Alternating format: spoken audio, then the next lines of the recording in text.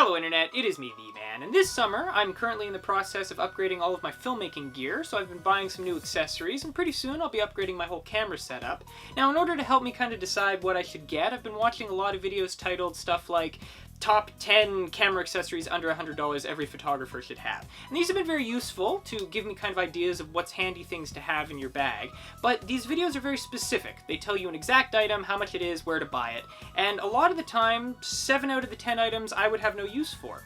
So for today's video, I just thought in more broad general terms, I would talk about areas with your filmmaking gear that you can cheap out on, and what areas it really is worth spending that extra dollar, based off of my personal experience buying camera equipment over the last 7 years. So, let's talk about it. Alright, so for this video, I'm going to assume that you already have a camera and maybe a couple accessories. But in case you don't, basic rule when buying a camera. Let's say hypothetically you have $1,500 to spend.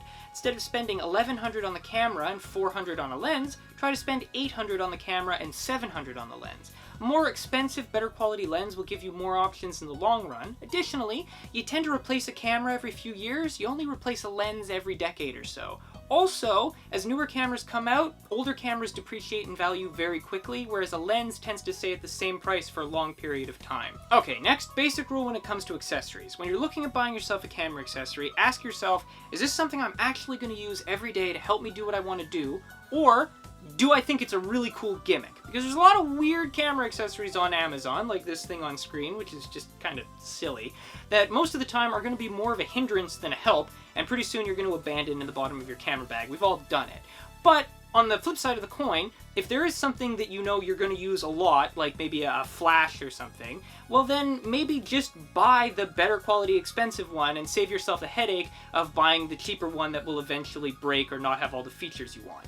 Alright, now if you're anything like me when I got my first camera, you're going to want to try to fill your camera bag up with as much cool stuff as fast as you possibly can. And often the cheapest way to do that is to go on Amazon and type in camera accessory kits. And a lot of the time you're going to see stuff that says 45 pieces in one for $30. And that sounds like a really great deal because it's less than $1 a piece. However, most of the time these are full of cheap crap and they're honestly rip-offs, so try to avoid them. Especially if the bundle has influencer in the title, like influencer starter pack or something. These ones are the worst ones. A lot of the time they include things you don't need. And honestly, if all you want is a ring light, then just buy a ring light. There's all kinds of different ones with all kinds of different features. Some can be controlled by a phone, some are multicolored. Just buy the ring light you want. Don't bother with one of the kits. Now, let's examine why these kits are so bad. Right off the bat, 15 to 20 pieces in one of those kits are going to be lens filters. And the reality is, you don't really need lens filters. More specifically, you don't need most lens filters. Some, like polarizers,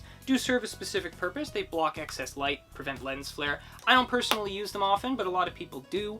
Now, you might see people spend a lot of money to buy neutral density filters. Those are a necessity for long exposure and like astrophotography. They are more expensive. They don't come in kits like this, and if you need them, you will buy them. Otherwise, you don't really need them.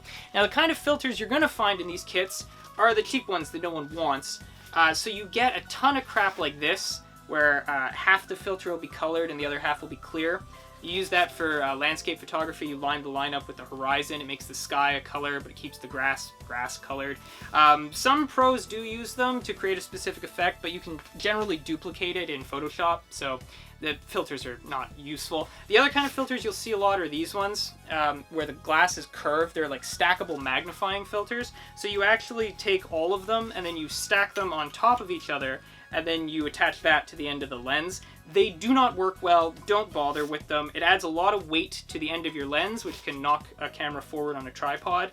And if you're like me and you really want to take close-ups, you should invest in a macro lens. Don't bother with this kind of stuff. Now, the most common and least useful filter you're likely to run into in a kit like this is a UV filter. Now, if you already have a camera, you probably already have one of these. They look like plain glass. They're very cheap.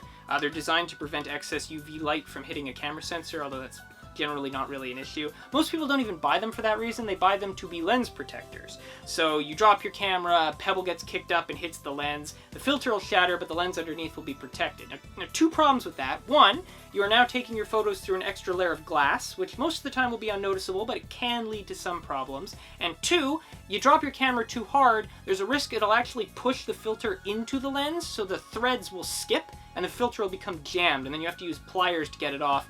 did that once, it's really unpleasant, so you probably want to avoid that. A much better way to protect your lens is to buy a lens hood. Now these are technically designed to prevent glare and excess lens flare, as it acts as a cone to take your photo through so light doesn't hit the edges of the lens. Most of the time it won't drastically affect your photos one way or the other. Now sometimes you'll see really cheap ones where you actually screw it onto the lens like a filter. Don't ever buy those. It just asks to get stuck on the lens, or if you're screwing it into a filter on the lens, it'll screw the filter in extra tight and get that stuck. No, you want the ones that properly attach to the grooves on the outside of the lens. Now, the thing with lens hoods are, the companies like Canon will make official ones. These can be anywhere between $40 and $80, which is insane for a piece of plastic.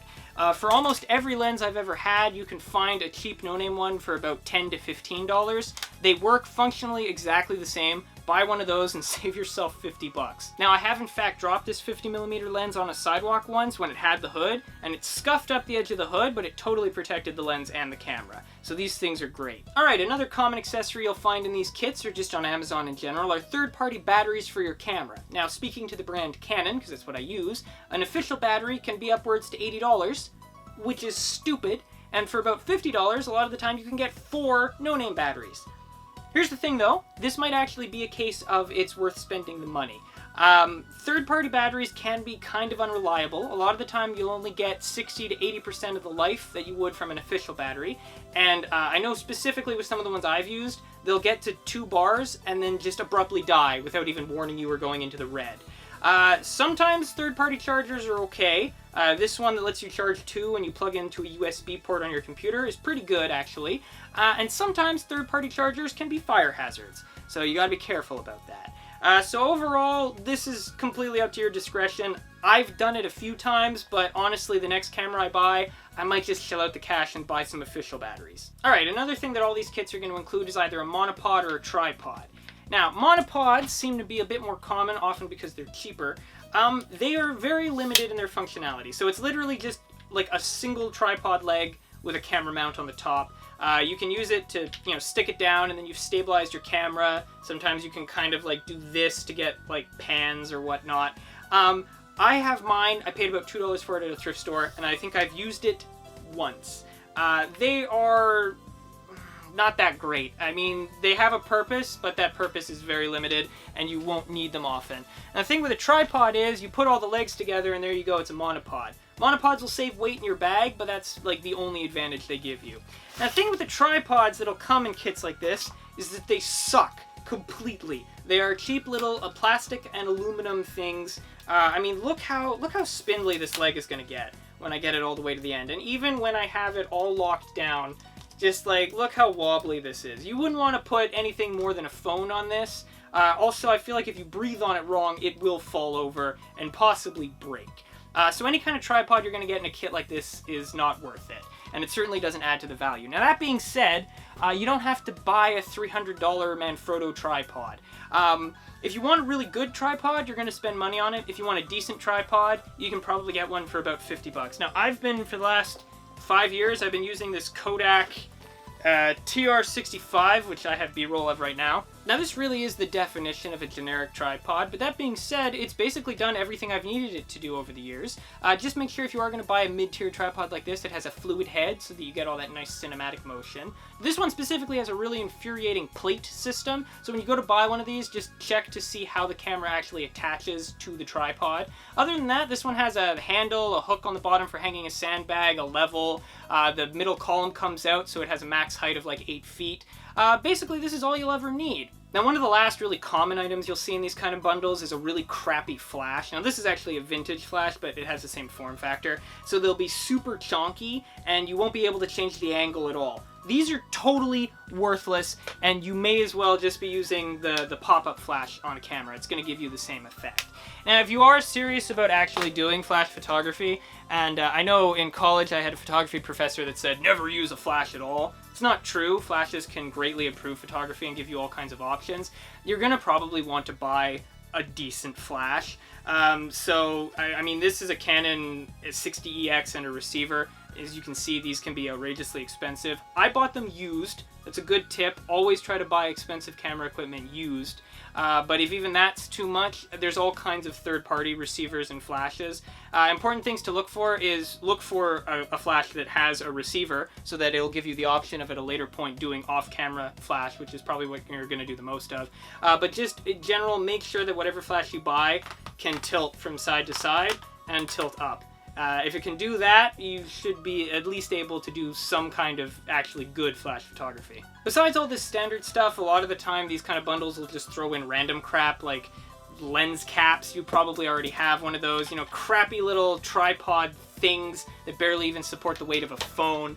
And then you'll get like really weird stuff like this, where it's like a modifier that you attach to the end of the lens to make it a macro lens. None of this stuff ever works very well at all. They'll also throw in like cleaning equipment. The cleaning equipment's the worst. It's likely to damage your camera. So all those kind of little extra things that might look neat and shiny, they don't add any value at all. And like the bundle I bought years ago, I've thrown most of that stuff out at this point. All right, now let's talk about some bigger items you might want to buy for your camera that wouldn't be in those kind of kits. So a microphone, in my opinion, is the next most important thing besides the camera and the lens itself.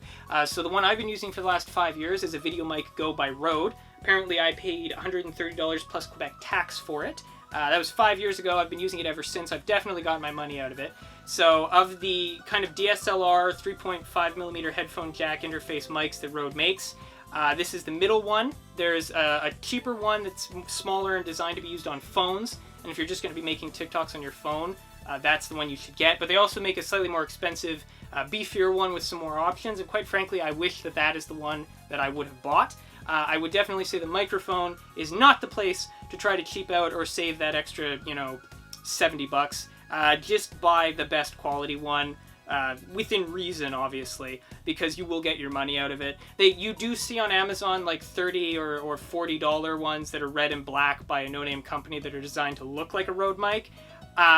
Maybe they're okay, I don't know, I wouldn't risk it. Now, one aspect you can totally cheap out on is lighting, even though it is technically the most important part of your setup, according to every film professor I've ever had. Now, when I started 6 years ago, I was recording on a laptop webcam. I didn't have any lights, I was sitting in front of a window, so I was backlit. It looked terrible. Pretty soon after that, I discovered I could use house lamps, and that was a drastic improvement, although it still didn't look great. But then finally, I bought some big boy lamps. So I used this, which looks fancy because it has barn doors, but it is actually just kind of a novelty 60-watt lamp. It doesn't produce a whole lot of light, but I used it as an accent light. But I did get this, the fire hazard, as I call it. So this is a 500-watt work lamp. Produces a massive amount of heat, and also the light that comes out of it is very yellow and completely blinding. So what I had to do was I had to diffuse it with parchment paper. Do not use wax paper because that burns, and it will catch fire, as I learned one day. But parchment paper, it goes in the oven, so it's designed to not burn. It works as a very good cheap diffuser. You can put it on any kind of lamp that you might have around your house. That's a good tip, and it's like relatively free, assuming your mom bakes. Anyway, these kind of lights, you know, super cheap. Like, go to a thrift store, a couple dollars here and there. I've been using them for years, and they're very difficult to work with because they're completely jury-rigged, but they will get you light in your videos. But finally, I have upgraded to LED panels. And these are newer 660s. There's all kinds of different versions. You can get RGB colored ones. Those ones tend to be very expensive. These are just different levels of Kelvin, white and warm yellow light. I use white light in my videos.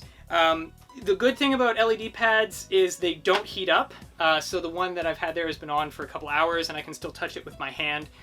They do have vents on the back that'll heat up, that kind of thing. Now, you don't have to buy 660s. They are, I think, probably some of the cheapest LED lighting.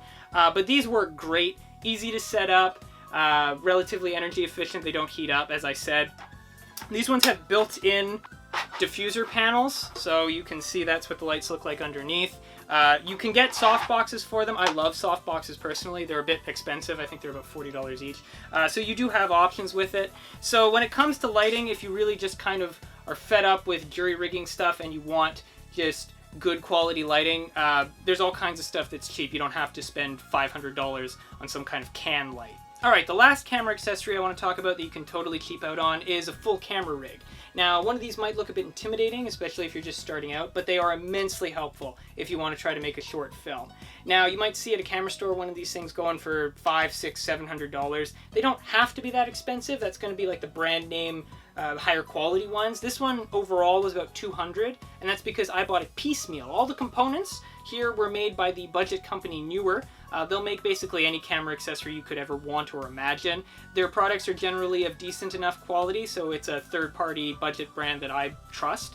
Now, you shouldn't buy a pre-assembled one anyway, because one of these should really be tailored to your needs. So you're going to want to buy the base, you know, that has the part that all the rods attach to and has the shoulder mount. But I specifically wanted the best follow focus I could find at a decent price. So that's what I bought. And then I wanted a handle on the top so that I could get real low with the camera and follow people's feet as they're walking. So those are the parts that I invested in. Now, it's not perfect. This matte box here is terrible. It has gaps and lets light in and doesn't really do its purpose. But the great thing about rigs is they're standardized. So I could buy a $200 matte box if I wanted and just slap it on and it would work with everything else. For example, these little cold shoe mounts for my microphone, these are actually by Small Rig, which is a relatively expensive rig company. They just screw right on and fit with everything else. So I would definitely get the more foolproof parts, maybe the handle, you know, the shoulder mount, the kind of things that you don't need to be super delicate or precise. I would buy those cheap, and then if there's a component you really want, like a $200 follow focus, get that and attach that, and it should all work together. So I would look up just different rig components on Amazon and buy some cheap and the ones you really want more expensive. Now, an important thing I brought up is the value of buying stuff used. So a lot of the time I'll buy camera equipment at pawn shops, but an even better place to buy it is an actual camera store. Now, where I live now, there's no camera store for like an hour from my house. But when I was living in the city of Montreal, there was tons of camera stores around and I would go there several times a month. Now, you can a lot of the time find good deals, like that Canon lens hood I had. Yeah, here it is. This was like $8, and this is for a vintage Canon lens, and it was in a bargain bin. And there's no way that I would have been able to find that if I wasn't in the store. A lot of the time they'll have free magazines you can pick up. It's a good place to find inspiration and whatnot. A lot of the time they'll have little free goodies like this. This is a Rogue brand flash gel. A pack of 20 of these is like $45, but this has one gel. So I mean, if I'm gonna use amber, I think, which is the color, then that's great. But it does come with the flash attachment band, which is nice. This was totally free. So sometimes you will find samples and stuff, and samples are always good. So if you have the option, just go to a camera store a couple times a month and poke around. Maybe you'll see an accessory you wouldn't have thought to look for otherwise. Alright, so I think that's it for all my tips on what aspects of camera gear you can cheap out on and where you should probably spend the extra money. But the most important thing is to know what you are buying and compare prices. So something simple, you know, like one of these pop-out bounces, it could be $70 at a proper camera store, but on Amazon you could get one for $25. So make sure that you are getting the best price for whatever item it is you're looking for. Do your research. That's probably the most important thing you can do. Overall, I hope you enjoyed this video and found it somewhat helpful and informative, and that's about it. So thank you so much for watching, and I hope to see you again on whatever I decide to make next real soon. Goodbye!